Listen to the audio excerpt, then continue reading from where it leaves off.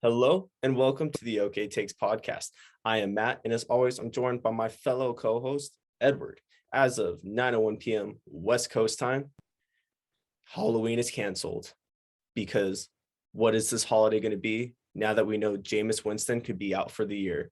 So we're going to get into a bunch of games, but we just have to start there. We have to cancel Halloween. You can't be happy on Halloween when Jameis Winston is fighting for his life.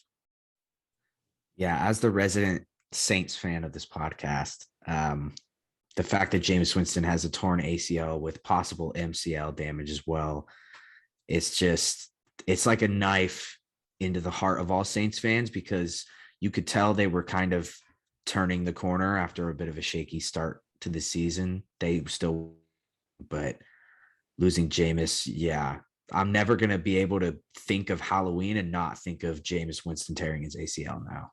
Mm-hmm. Now, I like to phrase it in the beginning as fighting for his life. And then we see a video of him in the locker room celebrating the win.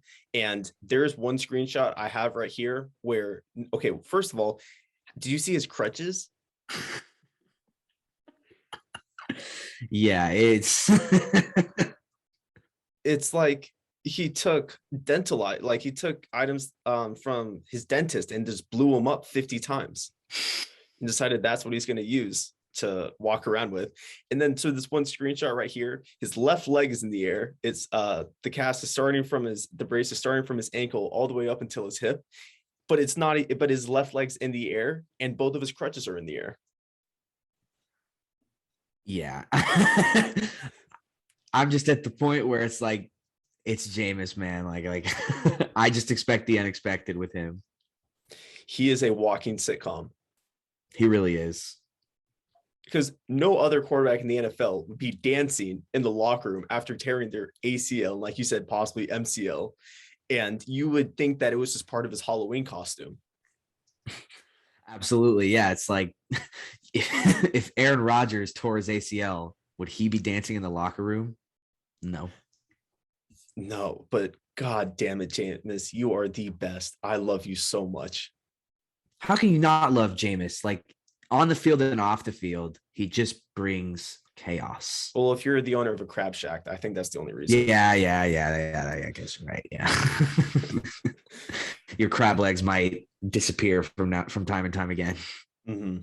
But now I didn't even think about this until now, but the bright side, we might get hilarious Jameis recovery videos. Oh, well, yeah, we are absolutely going to. Because we saw him in the offseason getting chased by a pit bull, trying to practice his, trying to become more elusive in the pocket. And now who knows? And you know what? I'm kind of in the middle of a little bit of knee recovery myself. So I think Jameis could unlock something that what if Jameis is one of the most significant people in the history of knee rehab? He could be right up there with Derrick Rose. I mean, he would just maybe need to injure his knee a few more times. Hopefully not. But yeah, he could be right up there. Honestly, what if Jameis just becomes more legendary in the sports medical field than like Dr. James Andrews? I mean, I wouldn't put it past him. Like you said, this guy's a walking sitcom, man. Anything can happen with Jameis around. You know what? He might just reinvent the Tommy John of the knee. Oh, yeah. He might be like, what might actually work is if we just put bone spurs from your shin and put it in there. Jameis is the experiment. Yes. Oh, I love you so much, Jameis. Now, I think we do also have to mention that it's time we put a curse on Antoine Winfield. Oh, yeah. That guy's, yeah. Hopefully the New Orleans like voodoo took over him on that play. Mm-hmm. Now, if you missed it, the ensuing possession that the Bucs had after Jameis got hurt, he picks so same possession. He picks off Trevor Siemian, and his celebration afterwards is eating the dub. I mean, come on, man. Don't kick a dead Jameis. Don't kick a dead Jameis. No, that was, yeah. I think he became the most hated man in New Orleans for that. What an asshole. What an asshole. Not cool. Not cool. Mm-hmm. And you know what? The best part about it is that interception ended up getting called back. And that could have been a major turning point. And then after that, Tom Brady started doing a lot of Jameis-like things, but the bad side of Jameis. So thanks, Antoine Winfield, because you were the one that put the curse, and then you honestly just made yourself look the worst after that. I think he cursed the Bucs with that. Like, I think he put a dark cloud over them. Like, even when they kind of had their little comeback, because New Orleans was up, 23-7 at one point, and then Tampa storms all the way back. But New Orleans they were bamboo. They bended, but they did not break. And I think maybe he put a dark cloud over Tampa Bay, and that Tom Brady pick six was inevitable the whole time. Because if we know anything about the Bucs, they've seen that pick six from Jameis about 75 times. They thought they got away from the pick six. Nope. You put on that Tampa Bay uniform, you throw pick sixes time and time again. Maybe not as frequent as Jameis, but look, I disagree with that take. As soon as you eat the W and mock Jameis while he's fighting for his life, then you get some of the Jameis. Yeah. That's a better way to put it. The Jameis aura just left Jameis Winston's body and went into Tom Brady. Yeah. Oh yeah, absolutely. Everything bad about Jameis got transplanted from him into Tom. And everything good about Jameis got put into Trevor Siemian. Well, okay, so then let's talk about it, because what's the feeling on Trevor Siemian? Nah, I mean, look, he did what he needed to do to win a game, but he should not be the guy going forward. I fully expect the Saints to make a move before the deadline this week. Who's it going to be for? I couldn't tell you, but if it's Deshaun Watson, I don't know. I think Siemian might be the guy if they try to trade for Deshaun Watson. Yeah.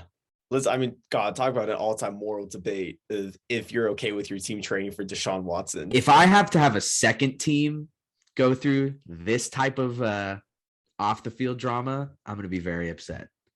We already know about he who must not be named on the Dodgers. I don't need a he who must not be named on the Saints. Yeah. Oh my God. That's probably the worst thing to happen to your franchise, is just having a huge, just honestly, like one of the most crazy moral debates of all time, seeing where everybody's moral compass is. Talk about, if you want to break up your franchise, then trade for, or the fans in your franchise, just trade for Deshaun Watson. Well, we know where Tampa Bay's moral compass lies, right? They did the right thing by removing John Gruden from their Ring of Honor, but they still are playing Antonio Brown. Yeah. So they have a moral compass, but they also don't. It's very strange. Very tricky. We'll leave it at that. But yeah, I would say some notes I had on Trevor Siemian. He's really good at getting roughing the passer penalties. Yes. He's an expert. He had a huge one on third. He had a huge one on third down where Golston on the Bucs had his helmet ripped off and literally had it was like wool over his eyes, because I think his helmet was hanging over his eyelids for so long that he couldn't see, and with no helmet, speared him in the back. Yeah. Trevor Siemian is an elite roughing the passer call getter. That was weird. That didn't really flow out of the mouth. But I know what you're saying. Okay, good. He's good at, he's kind of a dweeb, so yeah, he's going to get your roughing the passer calls. Yeah, he finished with 159 yards, 1 touchdown. It was like, he's like, I don't know. For some reason, with him as a passer, he just reminds me of Taysom Hill without the running ability. Like, I don't ever expect Trevor Siemian to scramble. I feel like he's just a statue. Well, he has all the Mormon conservative behavior of Taysom Hill. Exactly. If you took the Mormon out of Taysom Hill and put it in a quarterback's body, it would be Trevor Siemian. Oh yeah, just minus the whole BYU thing. Oh no, that's what I'm saying, is that he has the most pure morals as a quarterback, very conservative. He won't drink coffee at night. He won't watch a rated R movie. He's never seen a boob in his life. And that's the way, it's kind of how you want your quarterback to be, because you have awesome running backs like Alvin Kamara and Mark Ingram. And if he just does enough, doesn't go backwards, you should be good. I think you still are a playoff team. Yeah, shout out to Mark Ingram, by the way. That was so awesome to see him back in the black and gold, making some nice plays, had a couple of nice screen plays. Yeah, exactly. Just be good at throwing screen passes. Honestly, exactly. Yeah, that's all you need when you're the Saints quarterback. Can you successfully get the ball to Alvin Kamara and Mark Ingram in space? That's it. Plain and simple. Okay, so now let's we had to address Jameis Gate right out the way. And now let's get to the Sunday night game. I think Mike Florio said it best. He called what the Vikings are in as purple purgatory. Yeah. Man, what a snooze fest.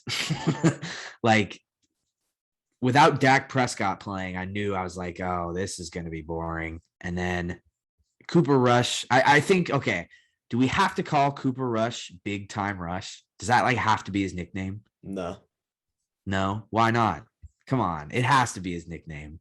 He does not give me any Big Time Rush energy at all. If anything, he's closer to Paul Bunyan.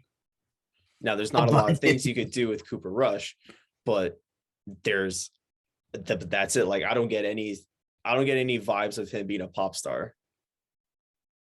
Fair enough. Not even a Nickelodeon star? No, I mean, I don't think there's any Nickelodeon shows about rednecks or people or like blue collar guys. Yeah, you're right. Good point. So respect. Yeah, sorry, Cooper Rush. You do not get the Big Time Rush nickname. No. But he was actually kind of good. He had like over 300 passing yards, and you're watching it the whole game. You're like, what? How did he end up having 300 passing yards? Yeah, in a game like this, you expect both quarterbacks to maybe combine for 300, and it's like he somehow threw for 320 by himself. And it was a gritty win for Dallas. I hate to say it, but Dallas is really good. Yeah, the fact they have a lot of playmakers. Okay, now here's the weird part: is that they did it without Dak. Like we said, Cooper Rush ended up with 300 plus passing yards and 2 touchdowns. But now here's the strange part: why did you have Dak warming up on the field before and doing all the things that he would have, like just going through his normal pregame routine? Like, why not just put him in bubble wrap? Yeah, that's a good question. It's like, if he's doing all the warm-ups and doing all the, why can't he just play? I don't know if, I guess they're being conservative. They know this is just week 7. They don't want to risk him getting re-injured even worse. And so they put all their chips in Cooper Rush's basket, and look what he did. And they know that the Vikings are going to be very boring on offense, and that they know that the Vikings are the Vikings. Shootout. Yeah. They knew that they weren't going to have to play for a shootout. Yeah. Jesus, purple purgatory. Because they are so in, like Florio said it best, is they're not bad enough to blow up, but they're not good enough to make the Super Bowl. So they're always going to be a team that's going to be close to making the wild card, because they'll never be better than, the one thing that's for sure is that they'll never be better than the Packers in that division. So you'll always be right on the cusp of a wild card, and you'll make the playoffs, and then you'll get really average draft picks that don't really amount. Justin Jefferson was a phenomenal pick, but you don't have that top 5 pick where, wow, we could possibly get the next Tom Brady. Yeah, they're never the next star of the league. Yeah, they're never going to be the Lions. They're never going to be the Packers. I think that's the best way to put it. They are like the epitome of mediocrity. But good enough to be. But I think it's like a little bit above mediocrity, because they'll always be good enough to be better than the Bears. Yeah, they'll never be below the Bears. They'll always be a fringe wild card team. Maybe win a playoff game. Maybe win their wild card game. But outside of that, yeah, they'll never get to the Super Bowl. But they'll also never get to get a top 5 pick. They're always going to be at 12 or 13, 14. I have no idea what to do with them. There's just it. If there's any team that kind of could use a Deshaun Watson and just fire them up, I think it would be the Vikings. Yeah, the Vikings could use a storyline. Anything, because it's just such a I don't know, it just feels kind of like a bland team. You know what they say, all publicity is good publicity, right? That's what the Vikings need right now. And especially when you're a quarterback, the only thing he's really known for saying is you like that. Not even on this team. He did it Yeah, on another team. exactly. But Kirk Cousins is nice enough to where you don't want to hate him, but then bad enough to where you want to call. I mean, it's fair to call out that he's 8-17 in primetime games, while Cooper Rush is 1-0. Yeah, Cooper Rush, is he the best primetime QB ever? He's got a 1,000 win Statistically, percentage. yeah, literally statistically, he's the best. And it's just like Zach Greinke has the highest OPS in World Series history, Oh yeah, but it's literally just because he got a base hit and scored. So I think he got this, a pinch hit tonight. I think too. Another yeah, hit. exactly. The pinch hit. And then, so he's literally in the same boat as Cooper Rush. Yeah, and I mean, speaking of baseball, are the Vikings the football equivalent of the Minnesota Twins? No, because the Twins were Garbo. Because the Twins, like, honestly, they've always been, I mean, over the past decade have not been good. Like the Vikings have your two playoff wins against the Saints. And then we have the miracle of the Stephon Diggs catch, the Minneapolis miracle. Why? Well, you set yourself up. Don't ask a question if you don't like the answer. Well, the Twins have made the playoffs. They've won 100 games, and they just keep losing to the Yankees. Yeah, but the Twins haven't been in the playoffs as many times as the Vikings have. Yeah, I just don't know who else, and I would really compare the Vikings to. Mm-hmm. I think it's a team that, you know what, they are the team you compare to. If Exactly. in the middle of the road and you don't think that they're ever going to trend up or down, you compare them to the Vikings. Exactly. Yeah. All right. So now let's just stay in the NFC North and let's talk some Eagles and Lions. Sad. Honestly, I'm at the point now where I want to cry for Dan Campbell, like when he cried at his press conference. At that point, I was like rooting for him. But now if I saw that if he cried again, I would just cry for him. Well, going into this game, I kind of liked the Vikings. I kind of liked the Lions in this spot. I thought at home, not a very good Philadelphia team. And then they ran for 236 yards on the Lions. Like, but it was weird because the Eagles, I mean, it's really hard to gauge this performance because I think the Lions' talent is so bad. They really just have nobody on defense. Like the Eagles put up 350 yards in total and they scored 44 points. It's just a sign that the Lions are just so bad. And I hate to say it, but they have an 0-17 aura. Yeah, I agree. I mean, Jared Goff. And Jared Goff wasn't even bad. He's just, I don't even know. He didn't play a bad game. I don't know. I was watching a lot of that and it was pretty sad. Because here's the thing. You have the worst combo with the quarterback is giving them an awful O-line. Yeah. And Lions have such a bad O-line. But then on a 4th and 11 in the third quarter, he threw a ball away. Which is quarterback. I know for me personally, quarterback sin it's probably a cardinal sin, not even a sin, but a cardinal sin to throw the ball away on 4th down when you're down 24-0. Like if you throw a pick, if you throw it downfield, and because he was on the Eagles 43. So if you throw a pick downfield, okay, it's not the worst field position in the world.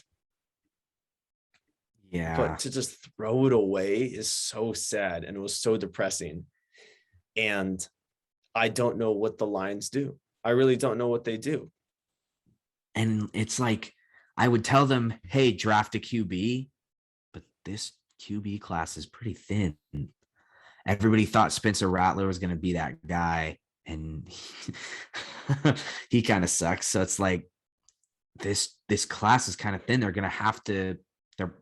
kind of obviously going to get the number 1 pick. They're probably going to get Thibodeau out of Oregon. They're going to have to wait another year before they can get a QB who might be good. Yeah, I just don't know. I mean, talk about not even being, is there anything above purgatory? Like worse than purgatory? Or is it just hell? Limbo, I think, is worse than purgatory. Okay. Well, whatever is worse than purgatory, that's where they are. Like Dan Campbell, this is from Tim 20man. He's a Lions reporter, said Dan Campbell referenced the bad news bears with some of the stuff he saw today out of his team. He was very critical of himself first and foremost post game. So Dan Campbell obviously has his guys back, but you could only criticize yourself for so many losses. Like, what if it's truly 17 losses in a row and he says, oh, this is another game where I have to look myself in the mirror? Yeah. I don't know. The Lions are just poor Detroit sports. Like, they're bad. I mean, this is where it's going to be forever.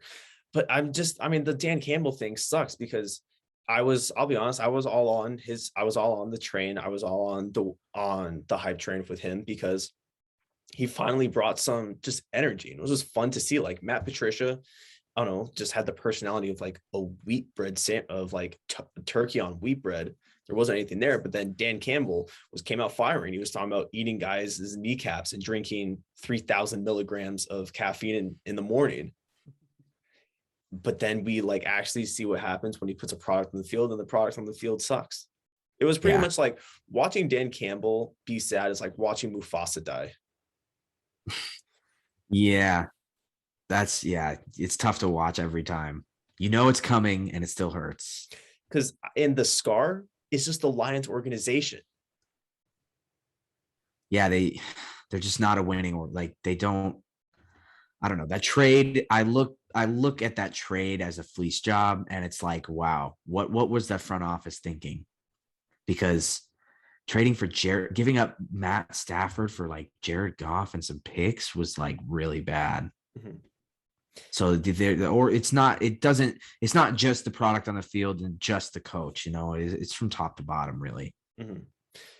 Yeah, I just one last note with the Eagles. The thing that and I think makes this loss so sad, it's not like one player took over and then made it their game, where it was like Derrick Henry putting up 250 yards or kind of performance like that. Or like a Cooper Kupp, for example, who puts up 150 yards on any team he sees. Like Hurts had 103 yards in the air, led the team with 77 on the ground. Goddard led the team with 77 receiving yards.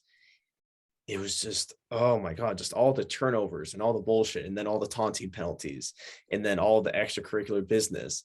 Just sucks. It's sad. It's sad. And then you have Jared, like, if I'm a Lions fan, what is there to look forward to? Because you have Jared Goff, who I know he's kind of touched on earlier, but my final note on him is that he finds a way to spin himself into sacks and then spin out of sacks, but go backwards while he's spinning out of sacks. I think he doesn't know how to get, I forgot to mention that with Trevor Siemian. Trevor Siemian knows how to take sacks correctly. Jared Goff is very bad at taking sacks. Yeah, Jared. Yeah, Jared Goff is. Everybody was like, a change of scenery is going to help. Jared Goff's going to be all right. Nah, change of scenery didn't do anything. No. So let's. Okay. So now let's flip it and say, like, yeah, I think it's clear to say, and I think it's clear to see, and now it's fair to say that, yeah, I think the problem with the Rams had a lot, and now it wasn't all on Goff, but had a lot to do with Goff, because last year Cooper Kupp was hurt. But this year, wow, healthy Cooper Kupp and a great Matt Stafford connection with him has blossomed the Rams and said, yeah, like, this is a team that feels like could compete with anybody in the NFC. Oh, yeah. And I mean, look, I'm a Saints fan first and foremost, always have been, always will be. But man, if the Rams aren't fun as hell, they're so good. And like, I was getting a little worried that they were becoming a little too Cooper Kupp reliant. And I was like, maybe all a defense has to do is just double Cooper Kupp, and then that's how you shut down the offense. But then, like tonight, Van Jefferson, 3 for 88. Robert Woods, 3 for 35 and a touchdown. Higbee had 3 catches.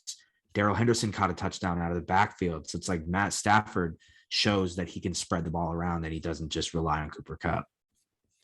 Oh, but if he can rely on Cooper Kupp, he will. That's been the best connection this year by far. Today, he had 10 catches for 156 yards and 2 touchdowns. He's the first wide receiver in the Super Bowl era with 800 yards and 9 touchdowns in the first 7 games of the season. So that connection will get them very far, very far. And then you might even go as far as say that he and Stafford have the best connection in the league. Yeah, I would say right now for sure they have easily the best connection in the league. Mm-hmm. And I know, and like, I pretty much had the same worries or the same thing that you mentioned right now with Drake London and USC, where it's like, yeah, they're going to become too reliant, and then nothing else is going to be open in the offense. No, like you said, like you mentioned Van Jefferson, but you also have Robbie Woods, and Robbie Woods was a dog today, and he's really been one of the most sneaky number twos and at times like number one receivers over the past like half decade for the Rams. Yeah, Robert Woods is a really good counterpart to Cooper Kupp, and I think he provide like I said, if they were to double team Kupp, it's not like throwing to Robert Woods is throwing to some scrub who's never played before. You're throwing to a guy who's been around for a while and who knows how to make, and like you said, it's kind of like a dog of a receiver. Mm-hmm. Now, he didn't have a crazy day. He only had 3 for 35 in receiving department. And then, but here's the thing, the rushing side of Robert Woods, he had 3 rushes for 22 yards, and one of them was a touchdown. So there's at least enough versatility with him in the offense that if two guys take up, like you said, if two guys take up Cooper Kupp, there will be something open for a guy like Robert Woods. So he's he's a good enough number 2 to where you can still do things if a defense makes it their main mission to shut down Cooper Kupp. It's like when we saw with the Chiefs sometimes this year, where if you shut down the deep throw with Tyreek Hill, there's not a lot else out there for Mahomes. I think the Rams will be able to work their way around something like that. I think so too. Yeah, I think the depth of the Rams' weapons is going to come in handy if and when teams try and neutralize or even shut down Kupp completely. Mm-hmm. Now, granted, we were taught they did play against the Texans today. Yeah, very true. Got to keep that in mind. Oh my God. I think this is probably one of the most hilarious rushing box scores I've seen from a team this year. So we have Rex Burkhead with 4 carries for 21 yards. Scotty Phillips, I don't even know who that was heading into this, 5 carries for 11 yards. Philip Lindsay with 3 carries for 8 yards. And David Johnson, 2 carries for 4 yards. Yeah, that's bad. You can't make this shit up. I mean, the Texans might end up, I hope, you know what? If anything, I hope the Texans start setting records, because they're not going to be able to get they beat the Jags first game of the year, so they won't have winless season to their name. Mm-hmm. But let's start getting funky. Let's start getting funky and just outrageously awful. Yeah, let's see how many bad records we can set. Mm-hmm.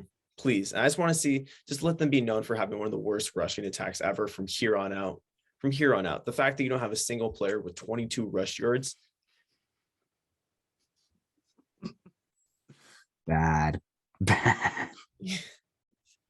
But gotta say, Rams minus 16.5 bettors.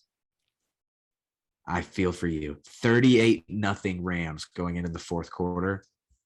Houston scores 22 fourth quarter points for the back door. Like, honestly, that's so tough. That really is so tough. That's brutal. That's insane that it literally was 38-0 and then just 22 unanswered. You can't make that shit up. You really can't make that shit up. No, that's brutal. That is brutal. That's just it's a backdoor that's going to set you up for a backdoor of your own. I guess that's the only way you can look at it. Yeah. Because what can you say about that? Like, you didn't plan for that. The problem with if anything, it showed that the Rams were too good. Yeah, exactly. Yeah. It showed keep betting on the Rams. Mm-hmm. Yeah. And then next up we have Jaguars Seahawks. Kind of who cares? Yeah, hey, Gino, I saw he started the game 14 for 14. I don't know how long he stayed perfect though. Yeah, he went. I don't know if you have that 16. stat. So went 14 straight passes and then did not complete his on the 15th. Gotcha. Okay, but still, yeah. Like, I would say these are the 2 of the most boring teams in the NFL, but I can't because I just watched one of them, the Vikings. So, well, no, I would say on the field boring. Okay, I would say storyline wise, storyline and on the field, the Vikings are probably the most boring team. On the field boring, The Jags off the field, one of the most electric. Oh yeah. Yeah. Urban Meyer's always up to something. Or up in something. Yeah. Yeah, I mean, it's just so sad how bad they are. Jaguars have, it's kind of a funny stat. The Jaguars have lost 21 consecutive games played outside of London. So they have yet to win it. That can't be real. It's true. The Vikings hate winning, or excuse me, the Jaguars hate winning in America. Just move them to London already then. They'd go undefeated every year. Yeah. I mean, they're literally, as when it comes to winning battles, are pretty much as bad as the Brits were. Wow, that's an awesome stat. Oh, yeah. I mean, and once again, like, I don't really know what to do with this game because James Robinson got hurt early. Yeah. And that was your main asset on offense. So you look back at it and where do we go now? Because we know Trevor Lawrence just is not there for him to start putting up like a Justin Herbert season, the one that he had last year. I don't really know what else to do with this team. I think I'm just going to stay far away and just kind of point my finger and laugh at them and just never. And, you know, there's some teams where if you just don't buy in, if you never buy into the hype and it screws you over a couple times in bets, I'll live with, like, you can live with that and I will live with that. Yeah. It's tough. It's a tough situation for a guy like Trevor Lawrence to be put into as a rookie. You know, it's one of those things. We see it all the time. This isn't anything new. First overall pick goes to a bad team. Wow. You know, he has to figure it out. But boy, do they seem like extra bad to you of a situation for a number one overall draft pick to go to? I mean, I really think it's all too common because DJ Chark got hurt for them as well. So then you take away one of his main running option, and then his probably what would have been one of his favorite receiving options. So what can you do? It's a horrible situation. Travis Etienne got hurt to begin the year, so you lose your other first round pick. So for anybody like ready to give up on him, I think once again it's too early. It's really way too early, because how are you going to? I don't know. Like, this is where you get kind of being caught in a loop, because I can't say, well, it's hard to judge a player without when his best players are hurt. But then you can look at Jared Goff last year and be like, well, Cooper Kupp was hurt for a good portion of the year. Yeah, but we had plenty of time to see Jared Goff, true. You know, before last year. I don't want to be mean to Jared because he's a nice guy and he's a part of my take. Friend of the podcast. So it sucks, but yeah. But like with Trevor Lawrence's situation, you have to wait till at least one of those guys is healthy. Yeah. No, that's completely fair. And then probably one of the only things that that just shows how uncharacteristically bad the Jaguars is with 1 minute 45 seconds left in the game. They finally score a touchdown to make it 24-7. And when the Jaguars kick an onside, Travis Homer of the Seahawks returns it for a touchdown. That's how you know, like, that's how you know you're down bad. Mm-hmm. That's it. That's the curtain call. Yep. That's the gut punch. Mm-hmm. Yeah. All right. So now we got some Titans Colts. Look, very rarely am I right, but boy, oh boy, did I get the Carson Wentz hilarious pick right. Yeah. I mean, it's good to see him, I guess, performing well-ish. I mean, No, it was fair. 2 picks though, QB rating of 31. I mean, that's what makes Carson Wentz so frustrating, because don't get me wrong, I will get I would do a very deep dive into the into the interception, but after that interception at the end, he did come back and put up 7. True. To tie the game and take it to overtime. Very true. So I think where the Colts are at, where you're not breaking in a new rookie QB and you didn't draft a rookie QB who you expected to start. Like, obviously they drafted Sam Ellinger, but there wasn't the intentions of him becoming a franchise guy. For a team that, does have some promising guys some guys who are looking to be pretty promising with Michael Pittman and Jonathan Taylor, you could kind of be okay with a QB who's not great, but kind of good enough. I think Wentz is good enough, but the interceptions are so goddamn funny. So goddamn funny. Holy shit. I really can't believe I called it. I really can't believe I did.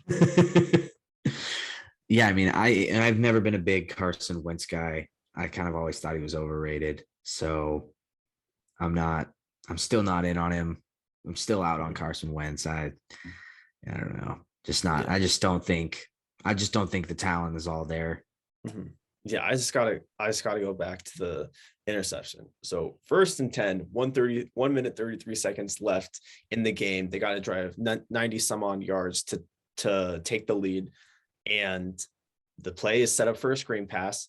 Now, this is what makes the play so funny. Carson Wentz pump fakes the screen pass, and he's like ready to not even pump fake the screen pass. He pump fakes throwing it into the ground and just moving on the second down. Pump fakes that, swoops the ball back in his arms, and then is promptly tackled by 3 different tight ends, switches the ball to his left hand and tries to float it to who God knows who is out there in just the abyss of blue jerseys. And he gets picked off, taken for a pick 6, and just walks into he could have fell forward into the end zone. He was so close.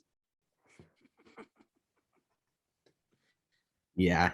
It's just, I don't even know. Like, it was kind of a dumb play, but also he's got to know better than to throw that.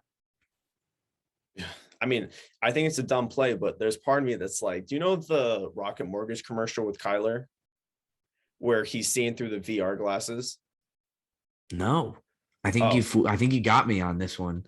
Okay. Rocket Mortgage commercial where Kyler's in the locker room. He's throwing passes all around and putting holes in walls, throwing shit through throwing things through guys' lockers. And they're like, Kyler, what are you doing? And it turns out he's wearing visual reality glasses. I think Carson Wentz is seeing the game through a visual reality glasses. That's good. Yeah, he might have a VR headset on, and he might just be following that and not the actual game on the field. He's playing Madden instead of playing the actual game. Mm-hmm. Well, I mean, it's Madden, but you're watching it through use like a visual reality headset. What you're seeing is not actually what you're seeing. Like, he plays football like he's going through a trip on mushrooms. Yeah, he's seeing like 20 defenders on the field at a time. Mm-hmm. Yeah, but then you can't take away how he also got the Colts back into the game after having just another all-time fuck up. Just probably has cemented himself as the greatest interception thrower of all time. But then so it's like he drives them back and they have a chance to win, but then he isn't able to get anything together in overtime, and we get to see Randy Bobandy. I'd like to just crown him as the fattest kicker in NFL history. So goddamn thick. He's like if Jock Peterson decided to kick footballs right now, he would look like Randy Bullock. Absolutely. Thick, Jesus. So, I mean, for Randy Bullock, you spell kicker with 2 C's. Oh, yeah, absolutely. And you spell Bullock with 2 C's. Yes. And no K at the end. Mm-hmm. Exactly. It's Kiccer and then Bulocc. Yeah, absolutely. And then but it's also for the Colts, like, he didn't capitalize on a boring day on the ground from Derrick Henry. So I might want to walk back on my bone marrow steroids take because he hurt his ankle. Yeah. So maybe it's time to retire that one. I'll have to wait and see. Yeah, you never know. He'll probably come back next week with 200 yards.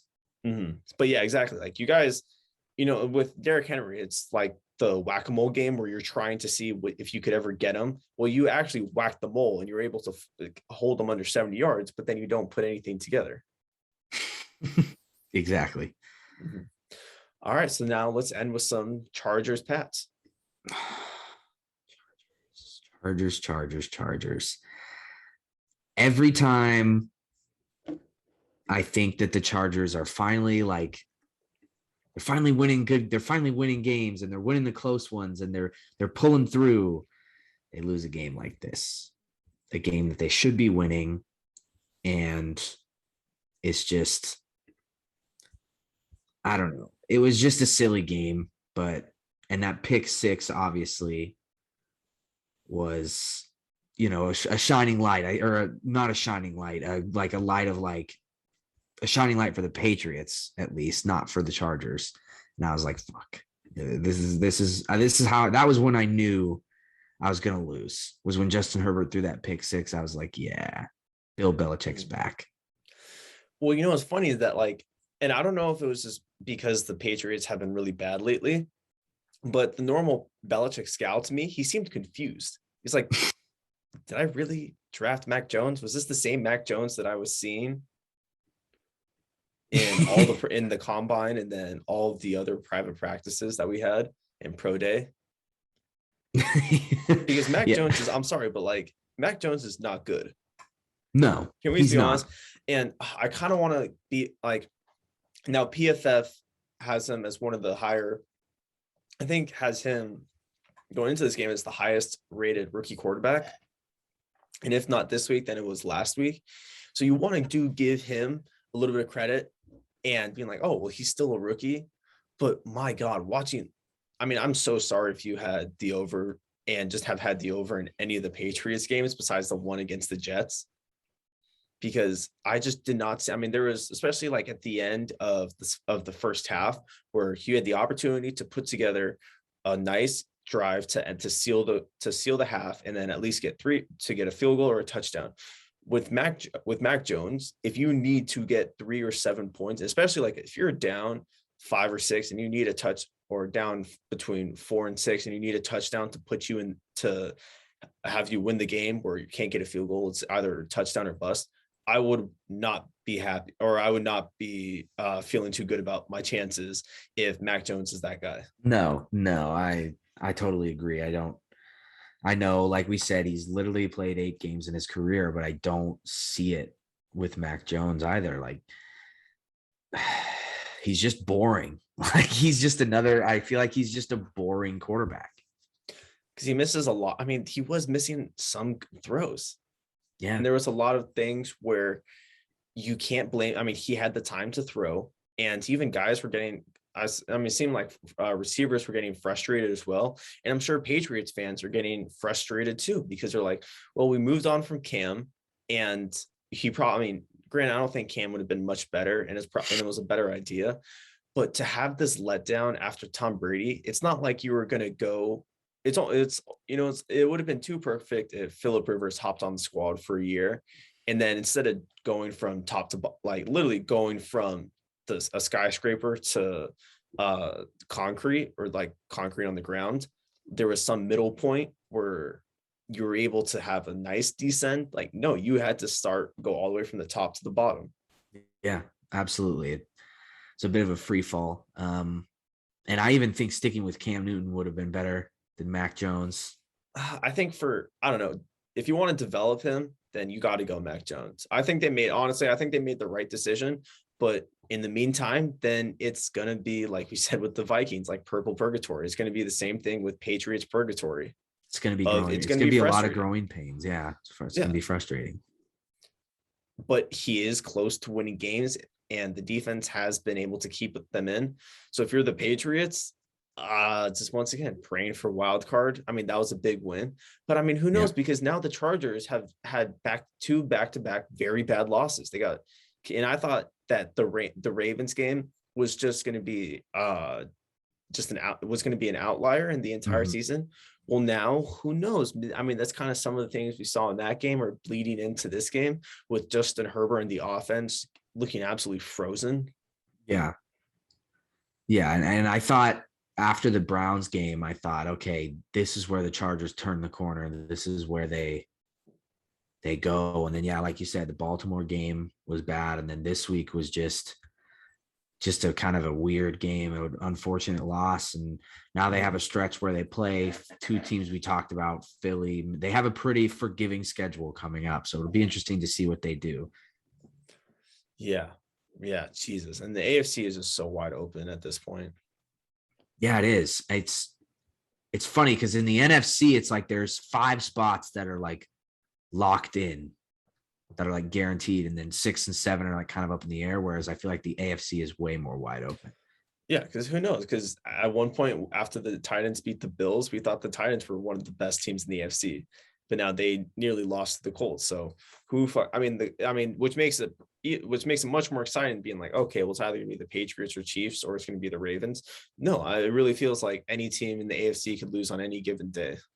Yeah, you feel like the Browns probably still have a shot if they can get healthy, and But then who knows? Because the Browns look bad, very bad today. Yeah, they did. Boy, that was ugly. You got to think the Chiefs are on at some point, right? I mean, the Giants feel like their rally starter kind of team. Like, if you're down in the dumps, you kind of want to go play the Giants. Yeah, Jesus Christ. I really wish we could have swapped the Monday night game with the Sunday night game. Yeah, tonight did kind of feel like a Monday night game, didn't it? Yeah. Like, I feel like when we watch tomorrow, it's going to feel like a Sunday night game. And you know what? I'm so bold to say that I think it had a lot of Thursday night football energy. Tonight's game, yeah. If we, I mean, can't do anything about it now, but I would have preferred to swap the Sunday night, this game, with the Thursday night game. Goddamn, we already talked about it. I guess we'll wrap up the episode on this note, but ending the Sunday night, and you know what? I don't know. It got exciting at the end, but having 58 minutes of subpar, and like, if your EKG is pretty steady for 58 minutes and then it only rises during the last 2 minutes of the game, then chances are you're not going to go into work the morning as happy as you would. Yeah. It was kind of, like you said, it was like 58 minutes of nothing. And then, the last 2 minutes were like, oh, this is actually kind of fascinating. I wonder if Cooper Rush can pull this off. Yeah. Yeah. And that he did. Did. All right. Anything else? No, I think that's it. All right, cool. All right. So thank you guys so much for tuning in. If you'd like to follow myself on social media, you can find me at MattWeiner20 on Instagram and Twitter. If you'd like to follow Edward on his Instagram and Twitter, you can find him at Edward_Vento. But if you have no clue in the world for anything we have to say, you find us on Instagram, Twitter, and TikTok at OK Takes Pod. That is OKAY Takes Pod. OKAY Takes Pod. Takes 2 seconds and will help us tremendously. Thank you guys so much for tuning in, and have a wonderful day.